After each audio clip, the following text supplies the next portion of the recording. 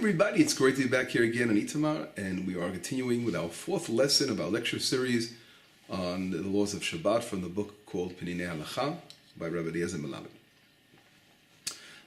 Our last lesson we focused on how the 6 days of the week and Shabbat are connected. It's like a body and a soul relationship. We spoke about how there's an influence of the 6 days to Shabbat, how Shabbat influences 6 days. We spoke about another aspect where Shabbat is really in between. Sunday, Monday, and Tuesday is related to the previous Shabbat, and Wednesday, Thursday, and Friday is relating to the coming Shabbat. So we spoke about those aspects. We spoke about the number 6 being a very spiritual number. I mean, the opposite being a number of physicality, that all physical things have 6 sides to them, up, down, and the 4 west, north, east, and south directions. The spiritual number 7 is the Shabbat. The day of Shabbat itself is reflected in the number 7. Going beyond that physical aspect of the world, and we will continue today with our new lesson. Today we're going to focus on blessing and holiness. What do those concepts mean? And let's begin. If you look in the Torah, when it describes in Genesis, God created the world. It says that God blessed the Sabbath and sanctified the Sabbath. We see this in Genesis, and of course in Exodus as well. How the two concepts of blessing and holiness come up.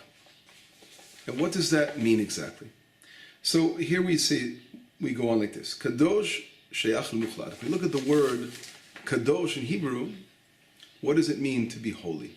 Holy really belongs to the absoluteness. It literally means to be separated from and to be set aside.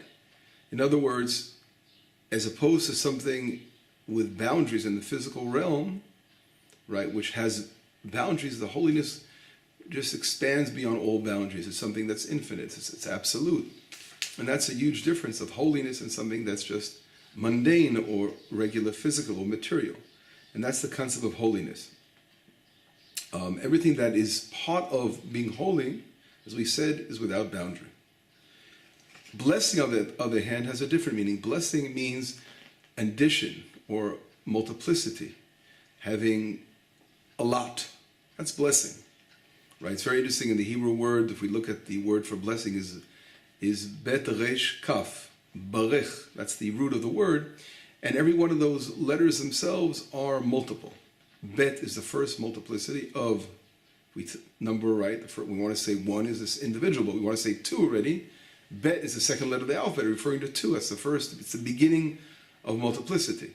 And if we go further on, resh, which is the second letter of the root meaning to bless in Hebrew, is 200. So it's really taking that same 2 and expanding it to the hundreds, right? Barech. And the last letter, kaf, is 20. It's another expansion of 2, which is amazing. The whole concept of the blessing, meaning a multiplicity, is hinted within the word. In the root of the word, like in Hebrew, every word has a root, barech, and that's really what the whole deep thing behind a blessing is all about. So that's a blessing, and anything that has more holiness has, of course, much more a greater ability to give over a blessing, and therefore there's an expression that we use as Jews to call one of our expressions of God. We say Hakadosh Baruch Hu. The Holy One, blessed Him. In other words, God, we define, of course we can't define God because He's beyond all our definition, but one of our ways of understanding God is we give His different names, different attributes of God are defined within His names. So this expression, HaKadosh Baruch Hu, we're referring to that God is Kadosh. In other words, He's this obviously holy, beyond all holiness we can imagine or fathom. And because of God's holiness, which is beyond all limits, Baruch Hu, He's blessed. In other words, that God is the source of all blessing. And that's how we look at, one of the ways we look at Hashem is, of course, being the source of all blessing. And that's the meaning of HaKadosh Baruch Hu. God, what did Hashem do? God sanctified the 7th day. In other words, God separated this Shabbat from all other days in a way that Shabbat, the inner essence of the world, the soul of the world, is being revealed in the Sabbath. And God blessed the Sabbath that through the Sabbath, through the Shabbat, it blesses all the other days and all the other worlds. In other words, that Shabbat is such a powerful day of the week that all the blessing for all the worlds, and we're talking about upper worlds as well, as this famous Zohar Kadosh, the author of Rabbi Shimon Bar Yochai, who wrote the Zohar, he talks about how all the 6 days of the week are being blessed by Shabbat, and all the worlds. In other words, there are 6 physical days, and there are also 6 spiritual days, the upper worlds. They're all being blessed through the blessing of Shabbat. We also see, very interestingly, if we look in our Talmud itself, we see some very interesting expressions regarding Shabbat. And we'll get them in a moment. Because when we rest on the Sabbath, we rest because when God rested on that 7th day, it became holy. That day itself became a holy and a source of all blessing. When God rested on that day itself.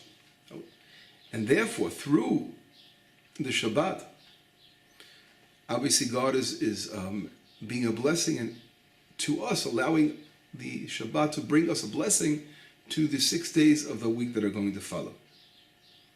And therefore, when we do not do any work during the 6 days, we are connecting ourselves. We don't do any work in the 7th day. We're connecting ourselves to the creator of the universe, right, which is the source of all blessing. And through this, we understand the value, the intrinsic value of what it is, number one, for us to work during those 6 days, that everything we're doing is to make the world a better place to live in, to rectify the world, all those different things we do. And we know that the source of all blessing for those 6 days of work is coming from the soul of the world, the Shabbat, which Hashem has bestowed upon us as the source of all blessing for all other days of the week. And this is, of course, brings about this tremendous blessing to our labor through that.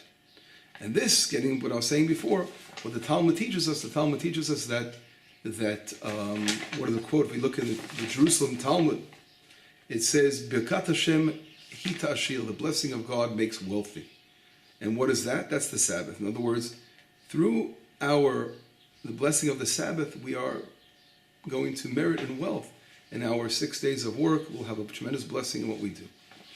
Another expression is brought down in the tractate of Shabbat, the Babylonian Talmud, which mentions in page 119, it says, when we honor the Shabbat, we will merit in being wealthy, because it's the source of all blessing. In other words, we're talking about the wealth, of course, that our actions that we do during the 6 days of the week will be blessed in the spiritual essence of Shabbat. And everything we do, of course, when we focus on doing things that are of value, things that are going to contribute to the building of the world, we'll have a tremendous blessing in our actions if we connect ourselves to the source of all blessing, which is, of course, the creator of the universe, who rested on the 7th day, and that day became the blessing for all the 7 days, all the 6 days, of course, of our work, 6 days of labor. And this, of course, our entire lives, which is a cycle of Shabbat and labor. We are laboring in the world together with our day of rest once a week. And this together is a perfect harmony that brings blessing and holiness in our lives. Anyway, so we will end our 4th lesson. Please go over our previous 3 lessons. And God willing, we will begin soon our 5th lesson and continue. And I mentioned before, soon we're going to get to the actual laws. Right now we are going through basic principles and understandings of the spiritual makeup of Shabbat. How do we understand, how are we supposed to look at Shabbat? Because before we get into the very, very difficult or lengthy discussions about different kind of laws, how do we follow the Shabbat, we must know where it's all coming from, why it's so important that we do Shabbat the way we do it, because we want, of course, to draw upon the tremendous blessing that Shabbat bestows on us by connecting spiritually to the meaning, the intrinsic meaning of this holy, holy day. Okay, so we'll catch you all soon again. Shalom, and it's, again, it's very, very vital that we review and we try to go through things we mentioned before, because one thing builds on the other. It's very important to bring this information into your hearts, live it, and understand the meaning behind the beautiful Shabbat day. So we will be in touch again soon. Shalom, and it's been great to be with you all again.